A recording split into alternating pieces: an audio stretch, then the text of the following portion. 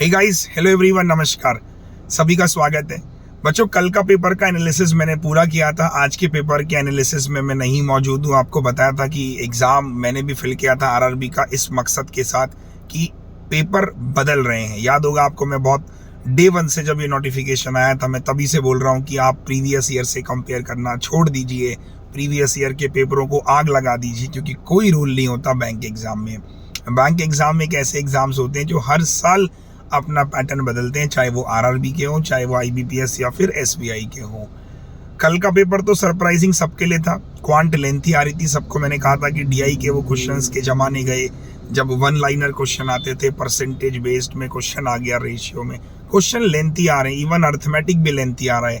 जिस बच्चे ने अर्थमेटिक और डीआई पे बहुत काम किया उसके लिए पेपर बहुत अच्छा हुआ है, और जो आज भी वही सिंप्लीफिकेशन, नंबर सीरीज और क्वाड्रेटिक के भरोसे पेपर देने गए थे वो आज भी ये कह रहे हैं सर पेपर लेंथी आया था, क्योंकि अर्थमेटिक में उनको टाइम लग रहा था। तो मैं बात करता हूँ सबसे पहले कि आज मैं जो मेरा एग्जाम है, मैं एग्जाम देने नहीं जा रहा हूँ। क्यों नहीं जा रहा हूँ, इसका एक रीज़न ये है। घर आया था बच्चों मैं, तो मम्मी की थोड़ी तबीयत खराब चल रही थी मेरी 3 महीनों से। उनके पैरों में जो हड्डी होती है उसमें गैप आ गया था और उसका ट्रीटमेंट हम लोग डॉक्टर से करवा रहे थे। अभी फिलहाल जब मैं आया था तो मैंने देखा तो मेरे को लगा कि यार आज मुझे खुद डॉक्टर से मिलना चाहिए, बात करनी चाहिए। इस सिलसिले में मैं सोचा पहले डॉक्टर से मिल लेता हूँ, फिर एग्ज़ाम चला जाऊँगा वहीं से वहीं। बट वो हुआ क्या कि वो टाइम लग गया, आपको पता है ना, थोड़ा सा डॉक्टर में टाइम लग जाता है। तो इस वजह से मैं अब धर्म संकट में फंस गया कि क्या करूँ। अब ये कि ना काफ़ी समय बाद मैं भी घर आया हूँ तो उनसे मिल भी लिया और डॉक्टर से भी बात की, तो उन्होंने कहा कि हो जाएगा ठीक। तो फिलहाल मैं एग्ज़ाम देने तो नहीं जा पाऊँगा आज। क्लरिकल का एग्ज़ाम 12 को वो जरूर देने की कोशिश रहेगी मेरी। तो आज वाला एग्ज़ाम तो यार अब मतलब मेरा बड़ा मन था कि मैं पेपर देने जाऊं और आपको शाम तक एज इट इज़ बताऊं। अच्छी बात यह है कि आज के जो पेपर हैं इसमें फर्स्ट शिफ्ट और सेकंड शिफ्ट में मेरी टीम से 2 बंदों का एग्ज़ाम है जो मेरे लिए कंटेंट पे काम करते हैं। तो उन्हीं से मेरी बात हुई तो उन्होंने बताया कि सुबह वाला जो पेपर था सर, उसके मैथ्स में 30 क्वेश्चन वो करके आया बंदा जो मेरे लिए क्वांट में काम करता है। बोलता है सर मैथ्स पेपर बहुत अच्छा पेपर आ रहा है। आप बिलीव नहीं करोगे कि जैसा कंटेंट हम लोग 500 अर्थमेटिक की सीरीज में दे रहे थे, एग्जामिनर ने उसके लेवल को मैच किया है। प्रॉफिट एंड लॉस पे एक केस स्लेट बना, बहुत अच्छा केस स्लेट था। एग्जामिनर चाहता तो 5 क्वेश्चन दे सकता था, लेकिन उसने 2 ही क्वेश्चन दिए और काफ़ी अच्छे क्वेश्चन थे वो। डीआई के क्वेश्चन ऐसे नहीं थे कि हाँ डायरेक्ट क्वेश्चन बन रहे थे, कनेक्शंस बिल्ड हो रहा था, कंडीशंस बन रही थी और फिर बच्चे को सॉल्व करना पड़ रहा था। कैलकुलेशन में वो टाइम ले रहा था बच्चा। नॉर्मली जो अर्थमेटिक होता है आप देखोगे 6 से 7 क्वेश्चन वेरिएबल वाले थे, एक्स करके पी करके आपको क्वेश्चन गिवन थे।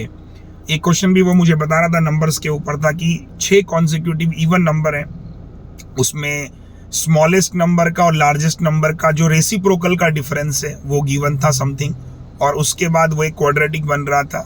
सॉल्व करने पे जो एक्स निकल रहा था उसको पुट करने के बाद जो सेकेंड और फोर्थ नंबर है उसका रेसिप्रोकल का सम। तो अब आप इस चीज से इमेजिन कर सकते हो, मैं डे वन से बोल रहा हूं कि पेपर का लेवल अब नहीं रहा। आप अगर सच में बैंकिंग एग्जाम को क्रैक करना चाहते हो, आज से अभी से इस वीडियो को देखने के बाद एक चीज अपने दिमाग में बैठा लो, सिंप्लीफिकेशन, अप्रोक्सीमेशन, नंबर सीरीज और क्वाड्रेटिक बंद कर दो। ये सेल्फ करना है, ये डेली 10 से 15 क्वेश्चन का टारगेट सेल्फ का ले लो। इसको यूट्यूब पर मत देख के समय बर्बाद करो। आप अगर बिगिनर हो, एक बार में इसके कॉन्सेप्ट सीख लो और फिर इस पे प्रैक्टिस करो। ज़्यादा फोकस करो डीआई और अर्थमेटिक पे। आप एक काम करना, मेरे 500 क्वेश्चन की ना यूट्यूब पे मैंने सीरीज पढ़ाई थी। आप बहुत सारे लोग नए होंगे, वो उठा के देखना एक बार, है ना। आप किसी से भी पढ़ते हो, एक बार मेरी वो 500 क्वेश्चन की सीरीज देखना। आज आप एग्जाम दे के आए हो और फिर कंपेयर करना, आपको खुद ही लगेगा कि यार ये बंदा बिल्कुल वही पैटर्न करा रहा था जो आज एग्जाम में देखा गया। देखिए, एग्जाम मैं हमेशा बोलता हूँ कि बदल रहा है। हम लोग भी जब मतलब क्वेश्चंस बनाते हैं ना, तो हम यूट्यूब पे जब भी कोई कंटेंट डालते हैं या किसी भी क्लास में, ये सोच के डालते हैं कि यार ये आ सकता है, इसकी पॉसिबिलिटी है, ये आया था, ऐसे सोच के पढ़ाएंगे ना तो शायद आपको प्रीवियस ईयर के नाम पे वो सब क्वेश्चन कराते रहेंगे जिससे आपका जिंदगी में एग्जाम नहीं निकलेगा। समझिए, प्रीवियस ईयर नहीं आता है सर बैंक में, बोल के थक गया हूँ, ये सब बेकार की बातें हैं। बस प्रीवियस ईयर से पैटर्न पता चल जाता है कि 5 ये आते हैं, 10 ये आते हैं, 15 ये आते हैं, लेकिन वो भी बदल रहा है यार। बताओ, प्री में अर्थमेटिक बेस्ड डीआई क्वाड्रेट क्या नाम है, प्रॉफिट लॉस पे क्वेश्चन आया ना डीआई पे, छोटा सा अच्छा सा क्वेश्चन। फिर आज तक तो पहले कभी नहीं आया, या 2-3 क्वेश्चन पहले भी बच्चों ने बताए कि आए।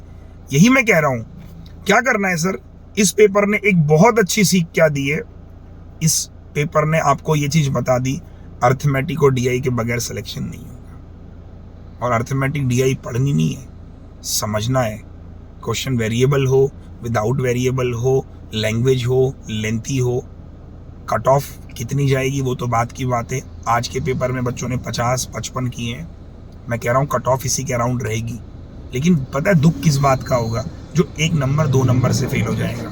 और वो 1 नंबर 2 नंबर से फेल होने वाला वही बच्चा होगा जिसने लास्ट टाइम पे इस तरह के क्वेश्चंस की प्रैक्टिस नहीं करी। मैं आपसे बस यही बोलूंगा, इस पेपर से सीख लीजिए, इस पेपर से एक मोटिवेशन लीजिए कि आईबीपीएस पीओ है, एसबीआई पीओ है, आरआरबी का क्लर्क है, और भी अपकमिंग एग्जाम है, हल्के में मत लीजिए। आरआरबी क्लर्क लोग बोलते हैं 80 में से 80 भी कट ऑफ जाती है, अरे जाती थी, हो सकता है इस बार पेपर अच्छा है, किसको दोष दोगे। आज आपको लग रहा होगा मेरे तो मॉक में भी इससे ज्यादा नंबर आ रहे थे जितने आज मैं अटेम्प्ट करके आया हूं। समझिए, काम कीजिए, खुद पे काम कीजिए। यहाँ पे गलती किसी की नहीं है, गलती आपकी है। आपका एग्जाम है, आप ही सीरियस नहीं हो। अपने चैप्टर्स उठाओ, अपने प्रॉफिट लॉस उठाओ, अपने कंपाउंड इंटरेस्ट उठाओ, चैप्टर छोड़ना बंद कीजिए। अर्थमेटिक के एक एक चैप्टर को एनालिसिस कीजिए, डेप्थ में पढ़िए।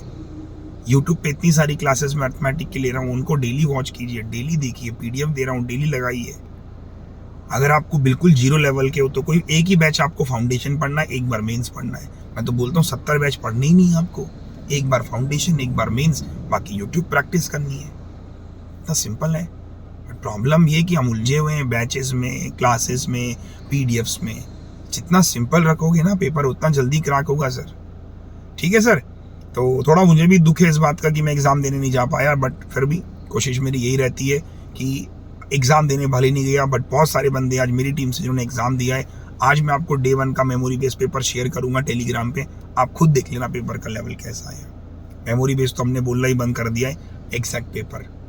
ठीक है, दिली ख्वाहिश यही है कि आपके साथ में ना ऑथेंटिसिटी रखी जाए।